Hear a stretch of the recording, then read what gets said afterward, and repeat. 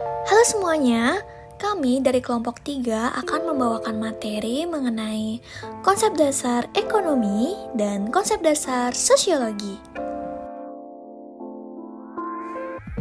Namun, sebelum kami lanjut ke materi, izinkan kami untuk memperkenalkan diri. Yang pertama, Ayu Nadia Hari sebagai penyaji materi ekonomi 1 dan editor video.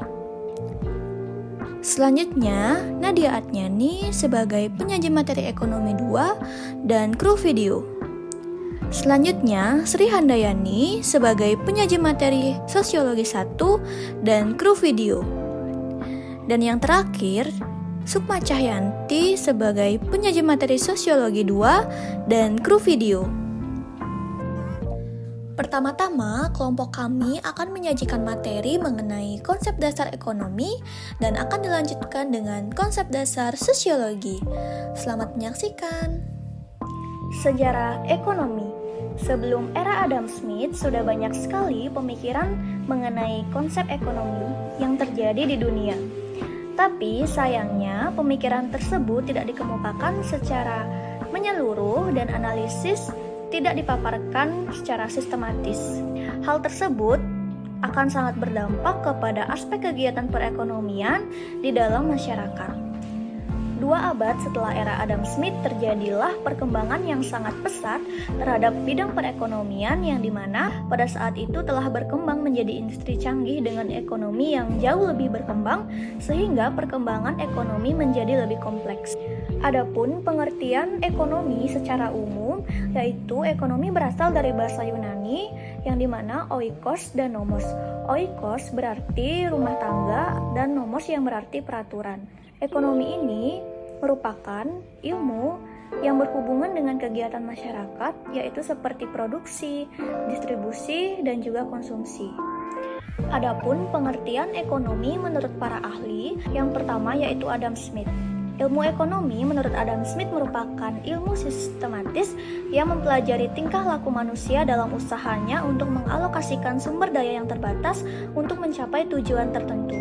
Yang kedua yaitu menurut Aristoteles berpendapat bahwa ilmu ekonomi adalah suatu cabang yang bisa digunakan melalui 2 jalan, yaitu adanya kemungkinan untuk dipakai dan kemungkinan untuk ditukarkan dengan barang.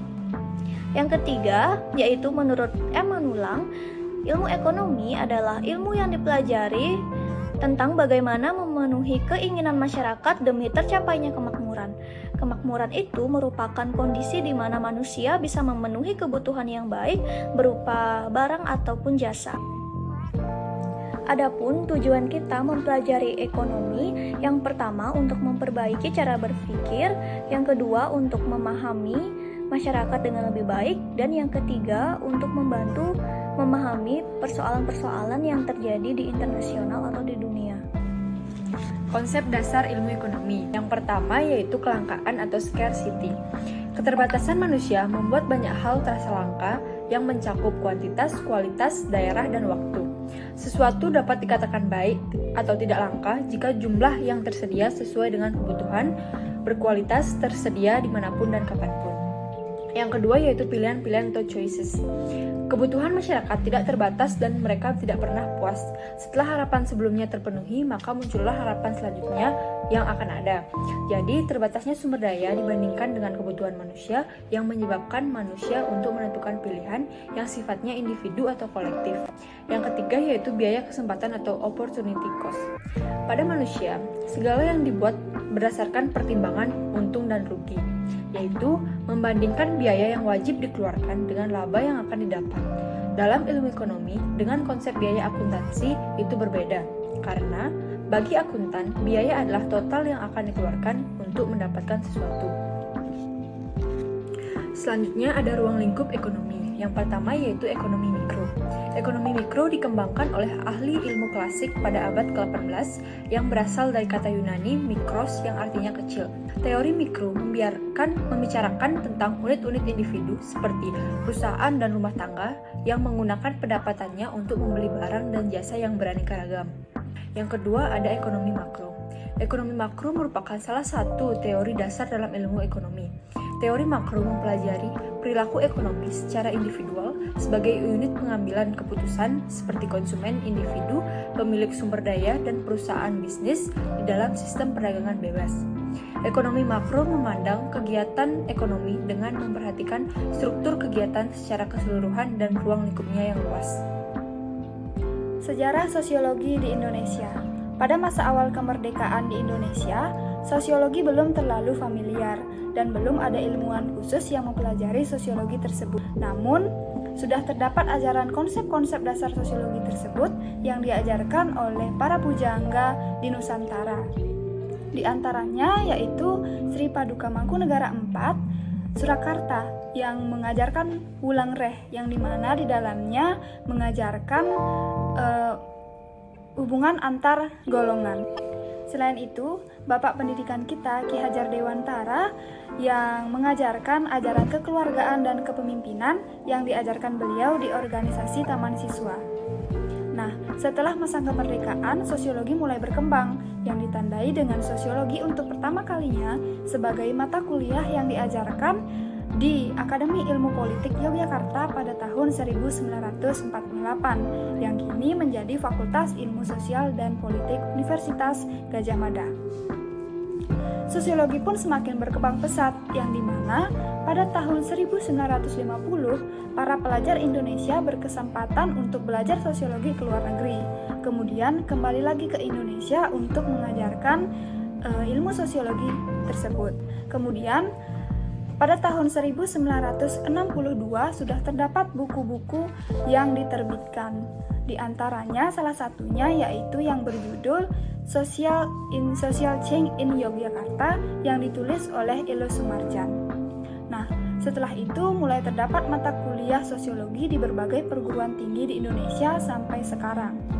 Selanjutnya ke pengertian sosiologi. Adapun pengertian sosiologi menurut para ahli. Yang pertama ada Auguste Comte yang mengartikan sosiologi sebagai disiplin ilmu yang bersifat positif yang mempelajari berbagai gejala dalam masyarakat, didasarkan pada pemikiran rasional serta ilmiah.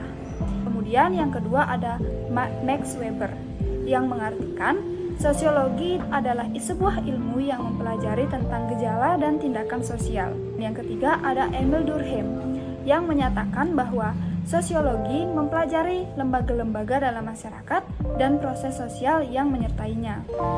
Kemudian terdapat pengertian sosiologi secara umum, yang dimana sosiologi tersebut berasal dari dua kata, yakni sosius yang berarti teman dan logos berarti ilmu. Jadi, ilmu sosiologi merupakan ilmu yang mempelajari masyarakat dan gejala yang terdapat di dalamnya. Kemudian, adapun tujuan kita untuk mempelajari sosiologi adalah untuk meningkatkan pemahaman terhadap ciri-ciri dan sifat-sifat masyarakat, serta meningkatkan daya adaptasi diri dan lingkungan hidupnya, terutama lingkungan sosial dan budayanya. Karakteristik sosiologi. Adapun karakteristik yang membedakan sosiologi dengan ilmu sosial lainnya yaitu pertama, sosiologi termasuk kelompok ilmu sosial yaitu kelompok ilmu yang mempelajari peristiwa atau gejala-gejala sosial. Yang kedua yaitu sosiologi bersifat generalis, yaitu sosiologi meneliti atau mencari prinsip atau hukum-hukum umum interaksi manusia. Yang ketiga yaitu sosiologi bersifat abstrak, wujud kesatuannya yang bersifat umum atau terpisah-pisah. Konsep-konsep dasar sosiologi sesuai dengan sifat manusia yang dinamis. Sudah pasti interaksi sosialnya juga mengalami perkembangan dan perubahan. Pada tahap selanjutnya, proses sosial dan perubahan sosial yang terjadi di masyarakat tersebut menyebabkan terjadinya kemajuan dan terjadi apa yang dikonsepkan sebagai modernisasi. Interaksi sosial. Interaksi ini bagaimanapun intensitasnya selalu dialami oleh setiap individu dan selalu terjadi di masyarakat. Manusia sebagai makhluk sosial lalu melakukan interaksi dengan makhluk sosial lainnya. Sosialisasi yaitu proses penanaman nilai dengan pembelajaran norma sosial dalam rangka pengembangan kepribadian individu yang bersangkutan. Kelompok sosial. Kumpulan manusia paling tidak terdiri atas 2 orang, namun biasanya lebih dari itu, diikat oleh nilai dan norma yang sama, serta memiliki rasa persatuan. Lapisan sosial dapat kita contohkan dalam kelompok sosial terdapat orang-orang berpendidikan rendah, menengah, dan tinggi. Mobilisasi sosial yaitu mobilitas sosial di sini dapat dibedakan menjadi 2, yaitu pertama mobilitas vertikal, yang kedua yaitu mobilitas horizontal. Modernisasi proses dan perubahan sosial yang terjadi di masyarakat tersebut menyebabkan terjadinya kemajuan yang positif. Patologi sosial dalam kehidupan sosial dapat hal-hal yang dianggap sebagai penyakit masyarakat seperti kejahatan, pengangguran, gelandangan, dan masih banyak lain lagi. Nah, itu merupakan pemaparan materi dari kelompok kami. Semoga ilmu yang kami sampaikan dapat bermanfaat bagi teman-teman, dan kami memohon maaf jika masih banyak kesalahan dan kekurangan. Sekian dan terima kasih.